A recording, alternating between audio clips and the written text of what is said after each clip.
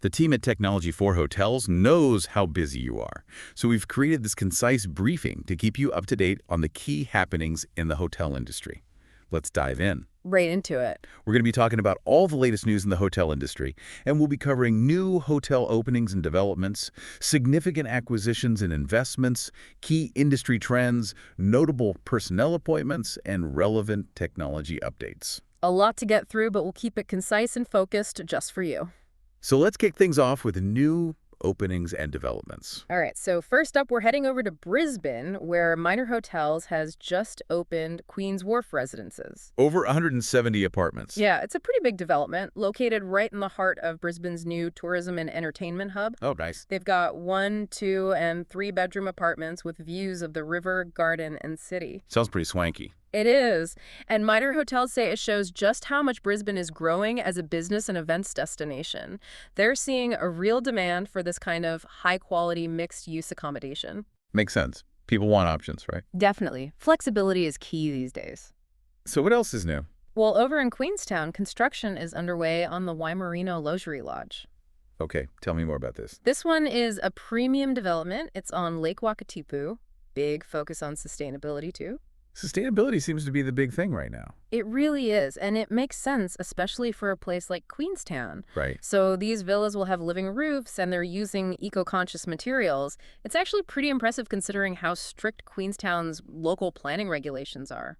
So it seems like they're really pushing the boundaries of high-end hospitality while also being mindful of the environment. Absolutely. And it's smart because they're expecting a huge increase in visitor numbers. By 2053, they're projecting a potential increase of up to 203%. Wow. So this lodge seems to be well positioned to cater to those high net worth travelers who want luxury but also want to feel connected to nature. A growing market for sure. Definitely. Now let's shift gears a bit and head over to southwestern Sydney. Okay.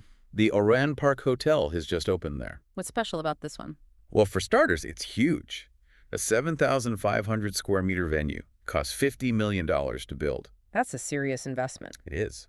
It's got 7 bars, a bistro, a rooftop bar, a pizzeria, a bottle shop, cinemas, event spaces, and a grand ballroom. So it's not just a hotel, it's a whole entertainment precinct. Right. They're really focusing on sustainability, family-friendly spaces, and creating a vibrant dining and entertainment scene. Sounds like a great spot for locals and visitors alike. Yeah, it's expected to become a key destination in the MacArthur region. And what else is happening in the world of hotel openings? Up in Palm Cove, Accor Vacation Club is giving the Seaboll and Coral Coast Resort a $4.7 million Australian dollar refurbishment. That's a pretty penny. It is. They're updating 57 apartments with a contemporary coastal theme inspired by the tropical location. So a bit of a refresh. More than a bit. For the Seaboll, they're doing a complete overhaul of 37 apartments. New interiors, furnishings, appliances, the works. And for the 20 apartments at Coral Coast Resort, they're going for a softer palette, new kitchen finishes, and timber accents. Sounds lovely. It does. And Accor Vacation Club says it's all about maintaining high standards for their 30,000 members. Keeping things fresh. Exactly. They expect the work to be completed soon. Great. So any other interesting developments? Yeah, down in Hobart, the Tasman has launched The Keys. What's that? It's a curated series of exclusive Tasmanian guest experiences. Interesting. So it's all about providing authentic and enriching local adventures for travelers. So what kind of adventures are we talking about?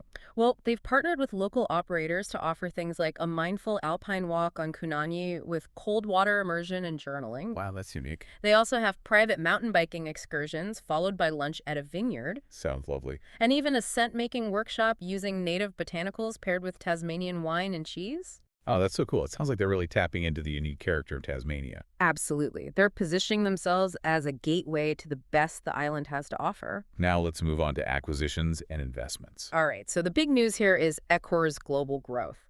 They saw record expansion in 2024 and have even bigger plans for 2025. Impressive. In 2024 alone, they opened 293 new hotels and added 50,000 rooms to their network. They're now at 5,680 hotels globally. That's huge. And they're not slowing down. Their pipeline has 233,000 rooms in development, with a big focus on the Middle East and Asia-Pacific in 2025. Smart move. Those are definitely growth markets. Absolutely. They're really in tune with current travel trends, things like gig tripping, conscious travel, and bleisure. They're definitely on top of it. And they're walking the walk, too. Mm. 36% of their hotels are eco-certified, and their all-loyalty program has reached 100 million members. That's a massive milestone. It is. And their luxury and lifestyle division is booming. They added 1 new hotel per week in 2024, and they have over 280 more in development. Wow, Accor is really a force to be reckoned with. No doubt about it. So what are some of the other big trends we need to be aware of? Well, AHCE 2025 is coming up. AHCE 2025. The Australasian Hotel Industry Conference and Exhibition. Oh, right. It's happening May 7th and 8th at the Adelaide Oval. Big event. Huge! They're expecting over 1,500 delegates and more than 60 sponsors. Wow. The focus this year is on innovation, sustainability, and community impact. All very relevant topics. Definitely. And they've got some really interesting keynote speakers lined up. Who, for example? Well, musician Toby Rand will be talking about supporting local artists. Okay. All Saints founder Stuart Trevor will be discussing sustainable fashion in hotels. Interesting. And the founders of Relove will be highlighting hotel partnerships for crisis support. So it sounds like AHCE 2025 is going to be an event packed with insights and inspiration. Definitely a must-attend for industry leaders. Now, let's talk about something that's been making waves in the industry. There's been some new research from JLL and Baker McKenzie on Australian Hotel Management Agreements, or HMAs. Ah, yes. Very interesting findings. The research suggests that Australian HMAs are actually more favorable to hotel owners compared to other Asia-Pacific markets. Yep. They looked at 46 contracts signed between 2018 and 2024. And what did they find? Well, Australian owners are generally securing lower base fees, shorter contract terms, and more frequent upfront payments of key money from operators. So they have more leverage. It seems that way. They also have higher rates of owner consent required for key management appointments and more performance tests written into the agreements. So Australian owners are really in a strong position. It appears so, though the exact reasons why aren't totally clear. It's worth noting that the research also highlights some emerging trends in management models, like white label management and split management structures. So things are definitely evolving. Always good to stay ahead of the curve. Now, switching gears to workforce trends, Oz Hospitality is really setting the bar for diversity and inclusion. How so? Well, they have employees representing 88 different nationalities. That's impressive. They're big on inclusion and have a lot of women in leadership roles.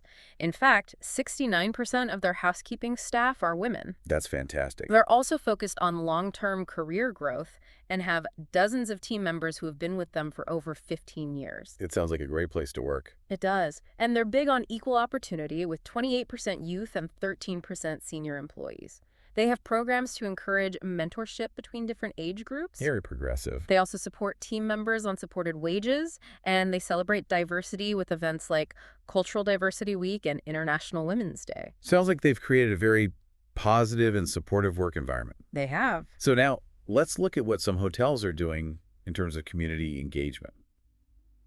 The Calile Hotel in Brisbane is making a real difference with its partnerships. They've joined forces with Micah Projects and Calile, Australia, to provide beds for those experiencing homelessness. A very worthy cause. Absolutely. From April to June 2025, they'll be providing over 350 beds.